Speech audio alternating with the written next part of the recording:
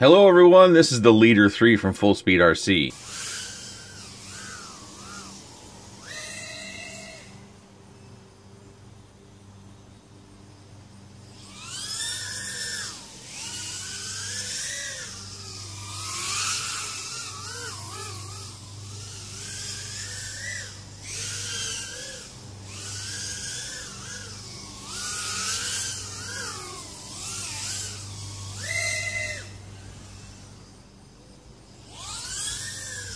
Featuring full speed 1106 4500 kV motors, HQ 3030 props, F4 flight controller with an OSD, 28 amp 4-in-1 ESC, power switchable VTX from pit mode all the way up to 600 milliwatt, CAT-X Turbo Micro F1 camera, full speed nano FR Sky receiver, XT30 for your battery connection. It has a buzzer and 2 LEDs, comes with a full speed branded battery strap, 3mm bottom plate, 2mm pod plates. I'm getting 130mm motor post to motor post. Mine weighs 98.5 grams.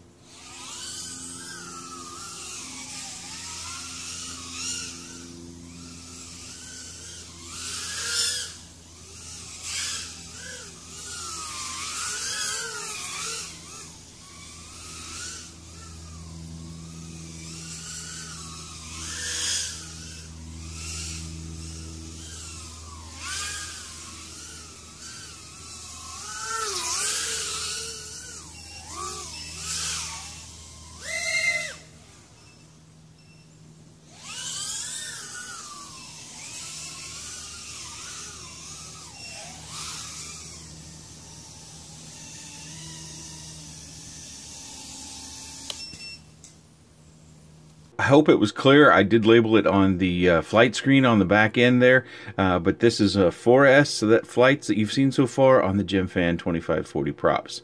By default, it comes with HQ 3030 props, and you can see the color that mine came with, and then I'll beat up my props. Look at this one. Yeah, that's not going to work. I did blow a prop as well. This was after a number of crashes, and you bend them back into shape. That's probably one thing about these props I don't like, is that they do seem to snap there at the hub. Hopefully I can get the camera to focus. But you can see there I've lost a blade, and on one of these right there, hopefully you can see the crack through there.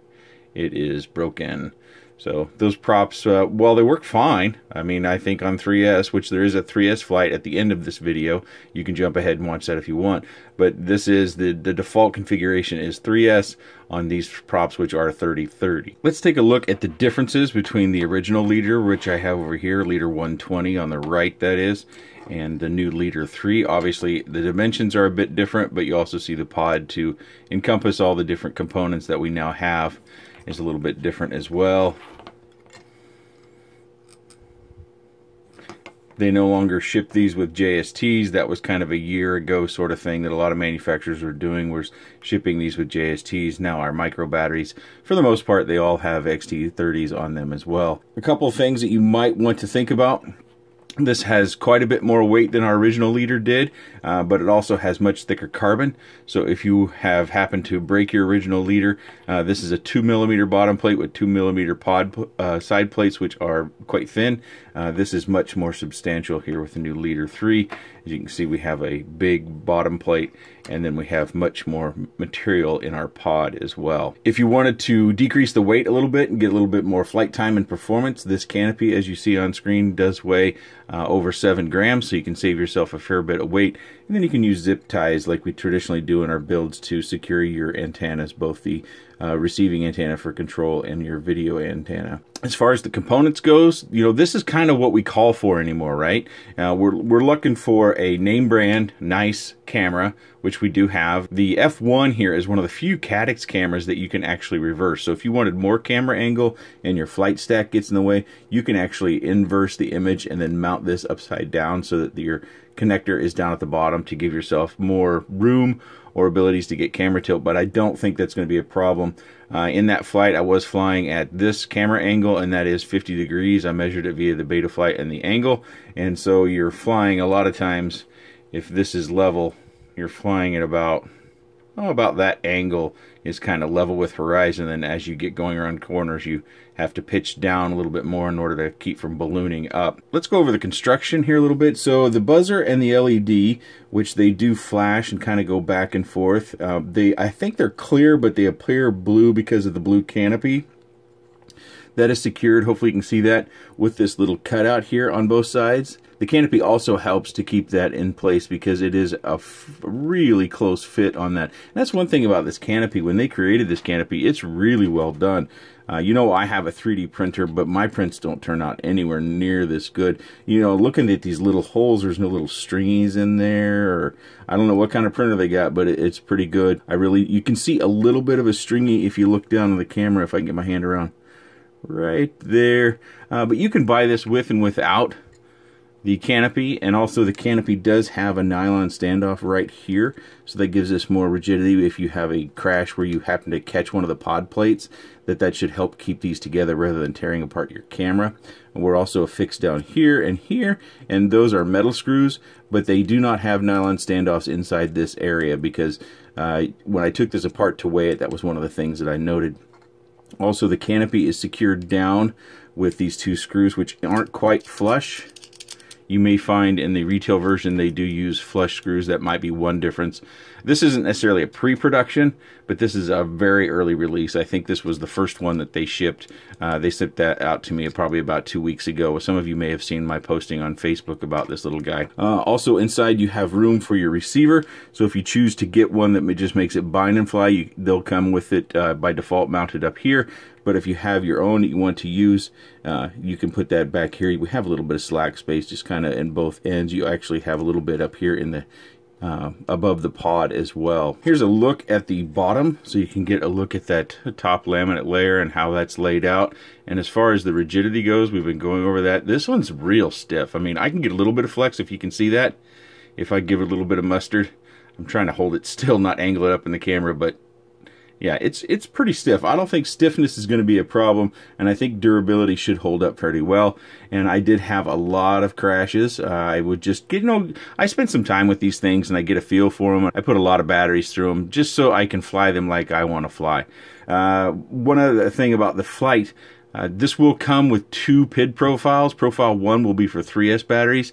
Profile 2 will be for 4S batteries. And again, they recommend using 2.5-inch props when you're running 4S. But I am going to, after this review, I'm going to spend some time flying this with these 30-30 props on 4S and just see what happens.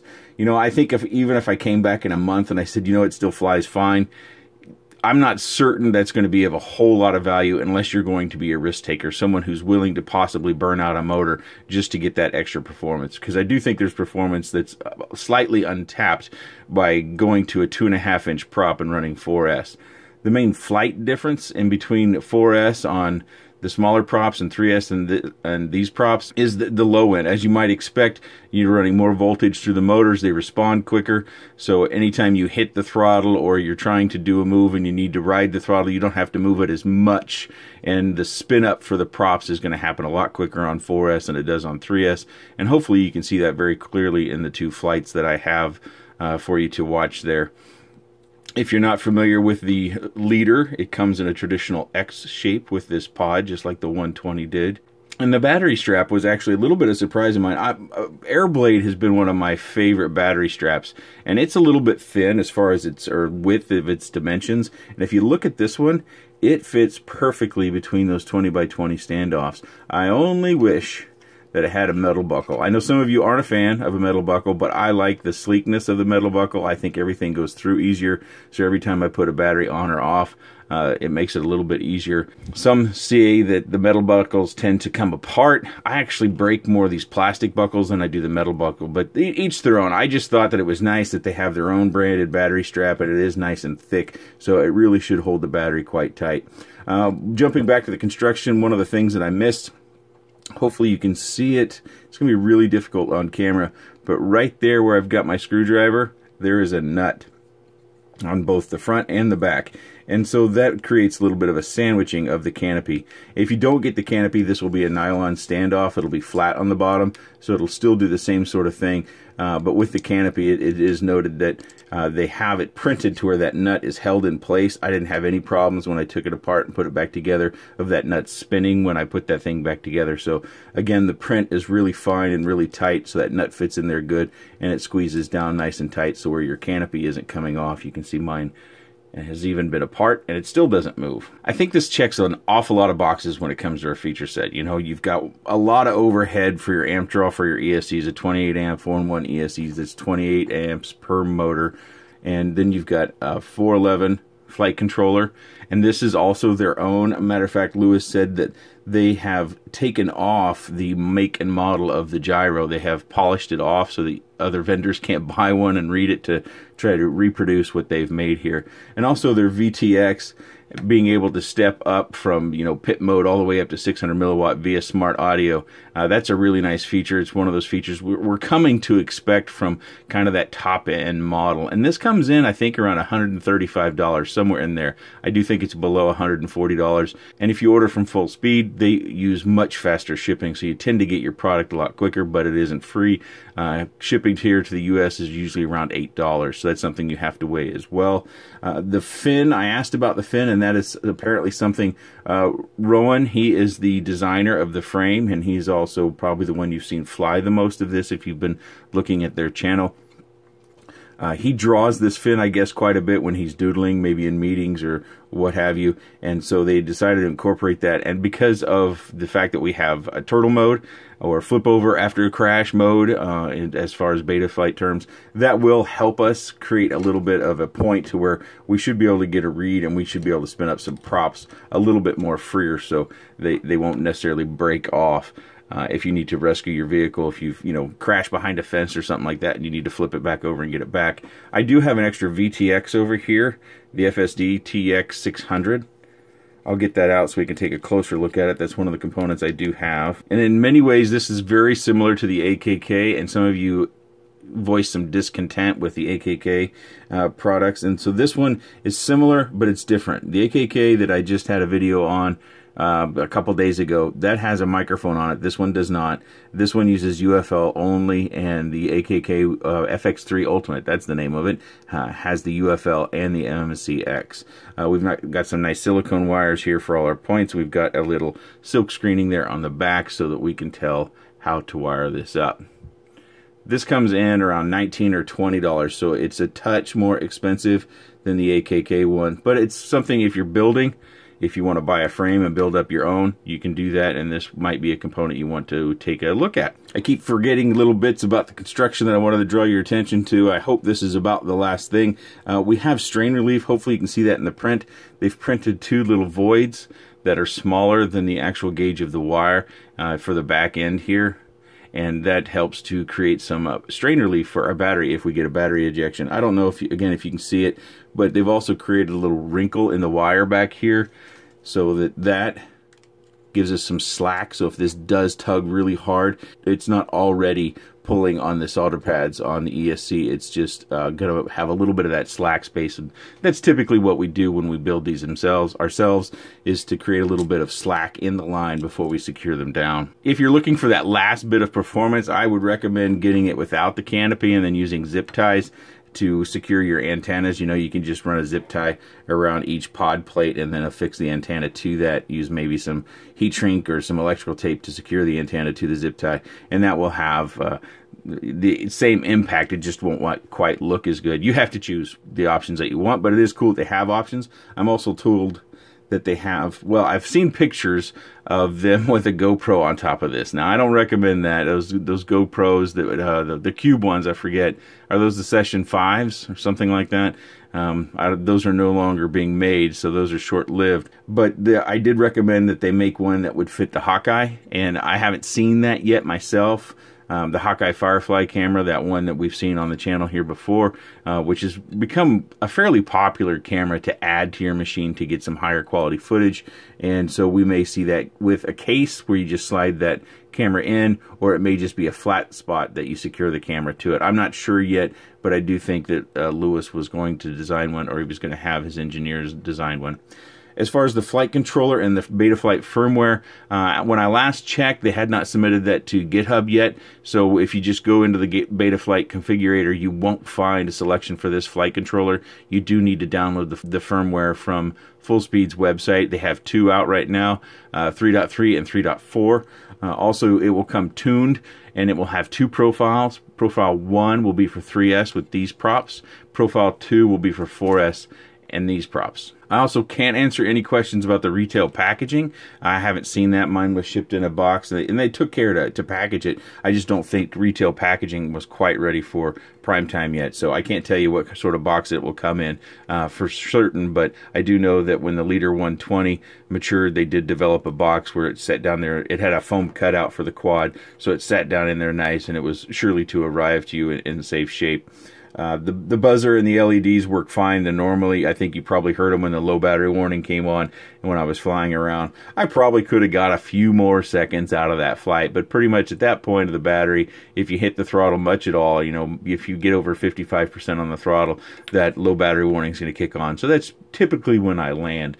It may dip below 3.5 per cell, but it usually comes right back if you just back off the throttle a little bit. As far as that flight time goes, remember, I'm flying with 50 degrees of camera angle, and I'm flying it just about as fast and as hard as I can. So unless you fly like that, your flight time will probably be greater than mine. That's just how I like to fly. I try to just go as fast as I can, and I have all those turns around all those trees. It's really hard on the throttle because you're riding the throttle. You're actually, as you go through the turn, you have to increase throttle as you go through it in order to keep your height from either, well, you increase pitch and throttle. So the pitch so you don't balloon up, and then you increase throttle to get around staying at the same level. So all those 180 turns or more, those are pretty tough on the throttle. The motors do get fairly warm, whether you're flying 3S or 4S. Of course, it gets warmer on 4S, but I think I waver a little bit about flying this with these 3030 props in 4S, but I think it's worth a shot. We're starting to see, you know, 1106, 4500 kV motors come around. We can only get them from Full Speed right now. I haven't found a source for the others that I've used here on the channel that came on a quad, but I think that's probably going to be what we're going to see more of, is a lot of 1106, 4500 kV running 4S on a lot of our micros nowadays. And the nice thing again about buying one of these things is you can get support through Lewis. You can email them, you can Facebook them. There's going to be a number of us that have these things, so you can get help if you need to, and you can get all the components. So if you buy something like this, you don't have to worry about the replacement parts not being available for weeks or months or ever. So you've got those. And those are quite a few advantages there to take into consideration when looking at a new micro or quad to buy. It will come with one set of props. They are presumably purple because that's the color I saw in the picture. I think this is purple. Looks purple to me, especially against that blue. And you only get one set. And so you want to stock up on these props if you're going to want to stick with them. I know that I bought some recently from Ready-Made RC. I think Pyroflip also carries them, but look at your favorite web shops, and the HQ 3030 props. Those are going to be the ones you're going to stock up on. They are a bit weak at the hub, in my opinion, and that shouldn't be a surprise from the design of that blade. I think that pretty well covers the new Leader 3 from FullSpeedRC. If you have a question or comment, please leave that in the section down below. If you like the video, give it a thumbs up. I appreciate your time, and thanks for watching.